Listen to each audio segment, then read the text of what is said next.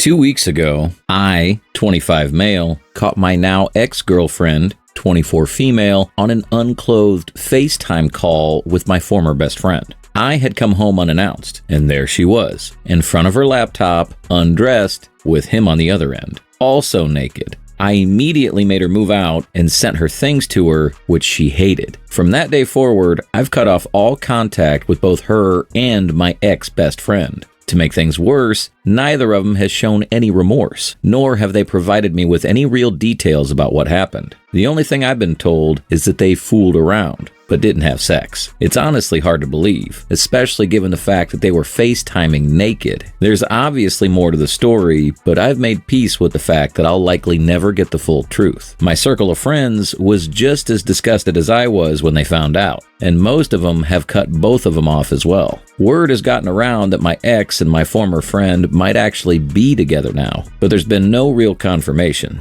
I wouldn't be surprised, since they have no one else now. They deserve each other. Now, fast forward to last weekend. Out of the blue, my ex called me after her class, using a different number since her original had been blocked. She asked if she could come over because her friend was hosting a party and she claimed to have a migraine and didn't want to be around loud noise. I didn't reply. I just blocked the new number as well. But later that evening, who shows up at my place? Yep, her. She stood outside ringing the doorbell, and I didn't open the door. After a while, she got all pouty and finally left. Just seeing her there has set me back emotionally. I've been doing my best to move on, but her presence and the audacity of her even showing up at my door has really brought up a lot of anger and frustration.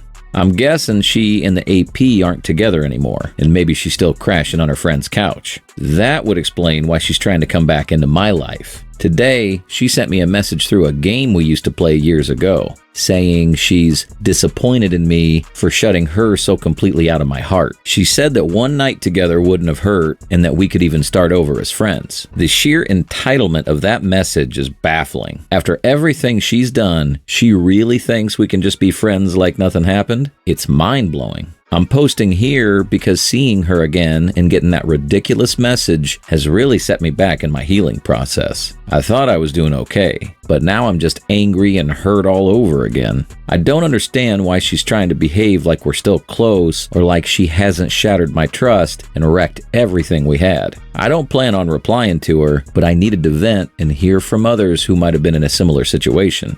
How do I handle this? Why does she think it's okay to try to come back after what she's done? Is she doing this on purpose? I have a feeling she might be.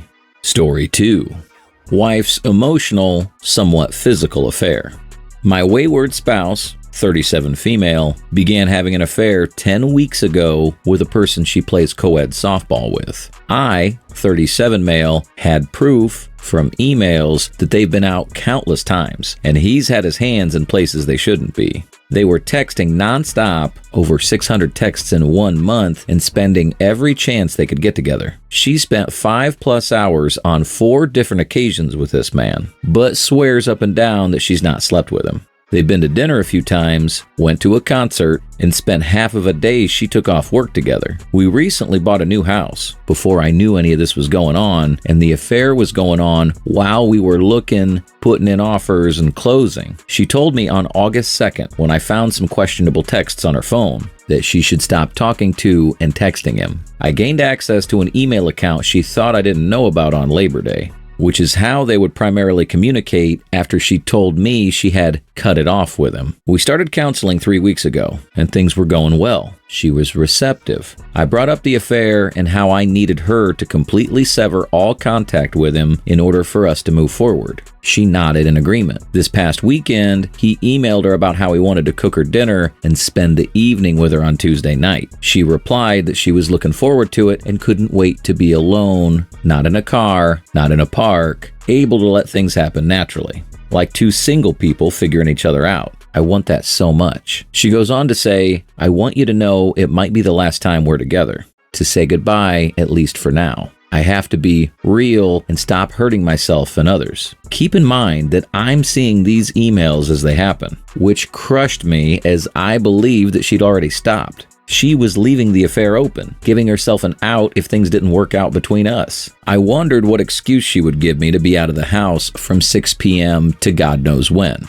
She just asked me straight up if I'd be okay with her going. I couldn't believe the nerve. She wanted to go spend the evening with this person to say goodbye. That sort of thing can be taken care of with a phone call. She was willing to put me through that? At home, taking care of our 3 kids while imagining what she was doing with him? I'd never felt so disrespected in my life. I kept my head, since I already knew what was going to happen and had time to process, and calmly left the house for an hour. When I came back, she told me that she called him and broke it off and she wouldn't be meeting him that night. His email response that evening aligns with what she told me.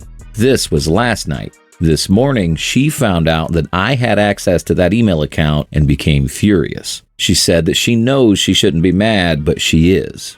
I haven't heard from her all day. I texted her about noon to let her know that I meant what I said about staying in counseling and working this out, and that trust would need to be rebuilt, with no response. I want to keep my family together, but how do I move on from here? Does she mean it when she says she'll stop all contact with him? This hurts so bad I can barely stand it. I know I have every right to leave, but we have a 14-year history, and I'm still in love with her. I can't believe that I mean so little to this person that I gave my life to, that I built a life with. Anyone go through something similar? Any advice? I'm in a no-fault state, so I don't need to prove any of this.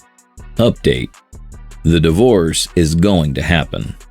I haven't posted in a while, and a lot has happened. Looking for a bit of advice to get through the next few months. My soon-to-be ex-wife asked for a divorce. Seriously, and without anger, 2 weeks ago. I didn't become overly emotional because I guess I've seen the writing on the wall for some time now. It's not the idea of the divorce itself that upsets me. I've all but come to terms with the fact that she does not love me anymore and is unhappy. She just wants out. If that was it, things would be considerably easier. We could amicably go through the process of dividing assets, selling the house, and working out custody agreements. The issue at hand is, since she's decided on divorce, she feels like she has carte blanche to see her AP socially without hiding it. She plans evenings with him while I'm at home with the kids, goes to happy hour with him, dinners, even hotel rooms. I get to see her all dressed up to go meet him, which is soul-crushing. I'm dealing with my feelings on our marriage ending, and I know that seeing someone on my end will not make me feel better, so I'm not remotely interested in doing that.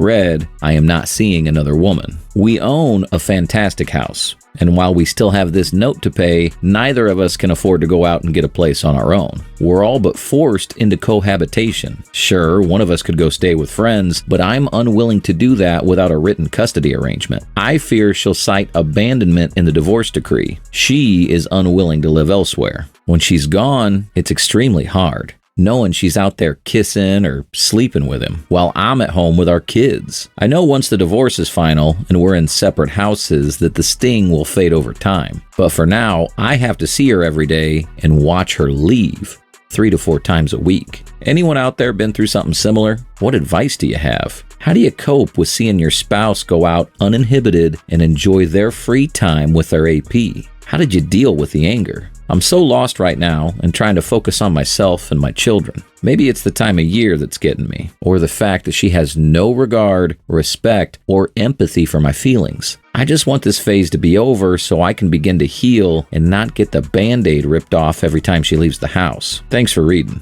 and I appreciate any feedback.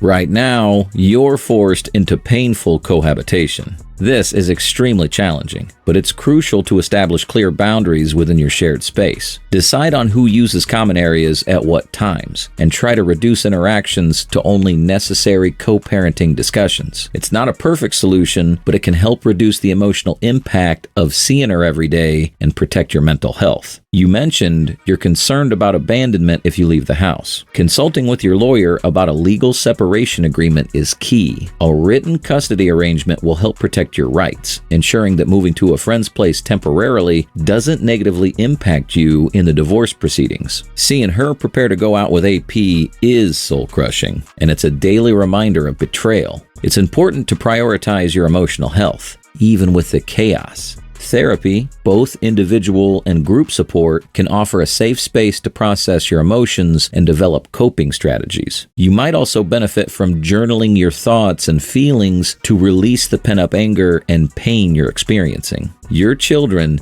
need you now more than ever. They're likely sensing the tension, even if they don't fully understand the situation. Try to be present for them. Lastly, it's important to acknowledge your feelings and allow yourself to grieve the loss of the relationship you once had. It's okay to feel angry and hurt. You're facing a difficult journey, but taking small steps to protect yourself and your well-being will help you navigate this painful time.